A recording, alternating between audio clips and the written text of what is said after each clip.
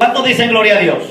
Lo primero que hace es decir, y que desde la niñez, ¿a quién está hablando de la niñez? A Timoteo. Las sagradas escrituras, las cuales te pueden, le dice, hacer sabio y para la salvación por la fe que es en Cristo Jesús. Le estaba haciendo Pablo recomendaciones a Timoteo de que la palabra es útil en la vida espiritual. ¿Para cuántos ha sido útil la palabra? Amén. Solo para los que no leen, escudriñan la Biblia, no es útil. Porque la Biblia nos puede hacer sabios. Vamos a comenzar diciendo la palabra de Dios, la Biblia me puede hacer sabio a mí. Por eso, cuando nosotros venimos a la casa del Señor, hermano, no solo vamos a enfocar en aprender aquí, en oír aquí la palabra de Dios, sino que tomar tiempo en nuestros hogares para escudriñar las Escrituras, que viene siendo la palabra de Dios. Yo lo quiero remontar un momento a los tiempos antiguos. Allá en los principios de la Biblia, como Jehová Dios, Jehová Padre, se presenta hablando por primera vez y enseñando mandamientos. ¿Por medio de qué? De la palabra. Eso es lo que vamos a aprender hoy, por el poder de la palabra. Número uno, en primer lugar, si nos vamos a la Biblia, allá en el libro de la primera, hermano, del primer libro de la Biblia, en Éxodos, en el libro de Éxodos, capítulo 20, versículo 12, hermano, en adelante empieza en el monte a enseñarles al pueblo de Israel la palabra de Dios. Ahí se les extiende leyes, decretos e enseñanzas para edificación de sus propias vidas. Usted se da cuenta en la Biblia, lo primero que Jehová hace con el pueblo de Israel es mostrarle las tablas de la ley a Moisés para que se las enseñe al pueblo. ¿Y qué es lo primero que empieza? Yo le voy a busque ahí Éxodos capítulo 20 versículo 12. Vamos a ver los primeros, fíjese, los primeros versículos que hablan al pueblo de Israel. Estos son, hermanos, principios bíblicos. ¿Cuántos dicen amén? Esta palabra nos puede ayudar a nosotros también. No vaya a creer que solo es para el pueblo de Israel, sino que también a nosotros la podemos aplicar a nuestra vida. Fíjense. En primer lugar, Moisés está escuchando, oyendo que Jehová le está dictando las tablas de la ley. Hermano, las escribe y después de escribírselas, se las entrega a Moisés para que baje y estas se las enseña al pueblo. Y lo primero que le da en los primeros mandamientos es el primer mandamiento con promesa, y ese es para toda la generación. ¿Y sabe cuál es? Honra a tu padre y a tu madre, para que los días se te alarguen y seas de larga vida sobre la faz de la tierra.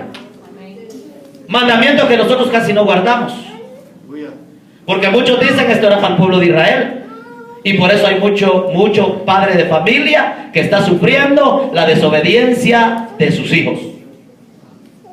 Si nosotros venimos a la Biblia, cuando nos vamos a ver, hermano, estos puntos claves que aquí enseña, honra a tu padre y a tu madre, después les dice, no matarás, y de ahí sigue, no cometerás adulterio, no hurtarás, no hablarás contra tu prójimo. ¿Y qué más sigue diciendo?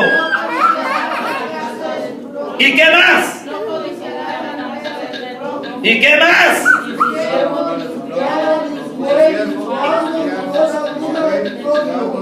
¿Y qué más? El estruendo y los relámpagos y el sonido de la bocina y el monte de la humeaba. El trueno y el poder es la autoridad de Jehová Dios. Aquí vamos a quedarnos, hermano, que aquí se estableció una ley, y si se da cuenta usted, por causa de esta ley establecida, no entró el pueblo de Israel a la tierra prometida. Estamos poniendo atención a la palabra, ¿verdad? No quiero que vaya a estar platicando, por favor.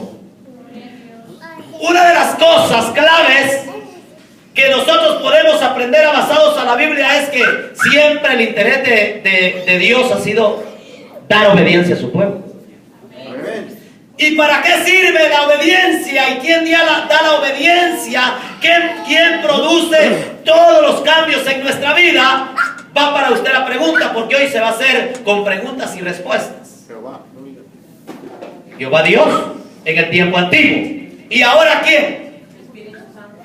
Jesucristo establece otro reglamento, cabeza mayor de los gentiles. Jesucristo enseña, hermano, ahora en estos tiempos, y viene enseñando a sus discípulos, y hizo discípulos, los preparó y los capacitó basados a la palabra. Luego así se ha venido esa palabra y llega, hermano, a estos santos hombres llamados Pablo. Pablo fue otro hombre, y aquí estamos viéndolo basado en la Biblia. Y lo primero que Pablo empieza es a enseñarle a Timoteo cómo puede aprender, cómo puede ser enseñado, instruido, capacitado y preparado por la palabra de Dios, qué puede hacer en su vida, qué efectos puede hacer, qué es lo que Dios produce cuando la palabra se atesora y se aguarda en el corazón. Y dice en el verso 16, lo primero que Pablo le enseña, hermano, es a Timoteo diciéndole: toda la escritura, dice, es inspirada por Dios. Fíjese, útil, primeramente útil para enseñar. ¿A cuánto les ha enseñado la palabra? Porque la palabra nos enseña a adorar. La palabra nos enseña a cambiar. La palabra nos enseña obediencia. La palabra nos enseña, hermano, estatutos también a nosotros, decretos de parte de Cristo Jesús. Nos enseña, hermano, a que crezcamos en todo aspecto de la palabra espiritual. Fíjese, cuando él se enfoca a enseñar a Timoteo, es para que Timoteo vaya enseñando a otros también. Y así ha venido la palabra, hermano, fluyendo de corazón a corazón, pero primeramente del corazón de Cristo al corazón de los hombres. Amén, gloria a Dios. ¿Cuántos dicen amén? Entonces la escritura, ¿qué es, hermano?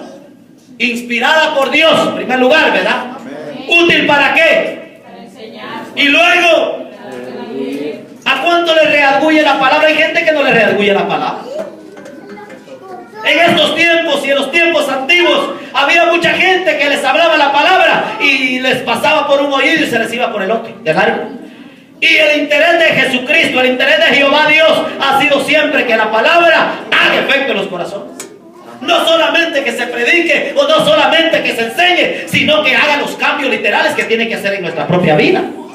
Lo primero que la palabra produce es sabiduría, conocimiento, hermano. La palabra de Dios nos ayuda a obedecer, a caminar en los mandamientos de la palabra escrita por el mismo brazo y la misma misericordia y la mano de Cristo.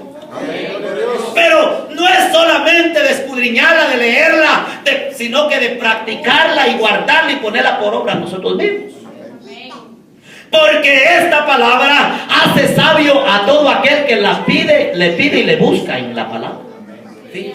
Entonces, cuando Pablo enseña a Timoteo, en esos tiempos estaba pasando unos tiempos tal vez más complicados que en este tiempo. Y le digo en el aspecto de que había una gran persecución contra la iglesia. Usted antes no podía enseñar la palabra de Dios abiertamente como estamos aquí.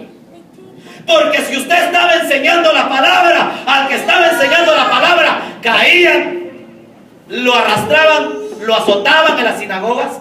Hermano, le daban una vida dura a todo aquel que enseñaba la palabra. Por eso la palabra de Dios siempre, hermano, ha tenido, hermano, ese valor tan grande que ha sido de aquellos hombres que se han negado a sí mismos para enseñar la palabra de Dios. Empezando desde Cristo Jesús. Porque Él no escatimó su propia vida para que esa palabra viniera hasta nosotros, los gentiles. Y estos hombres de Dios aprendieron del maestro. ¿Quién era el maestro de todos ellos? Cristo Jesús.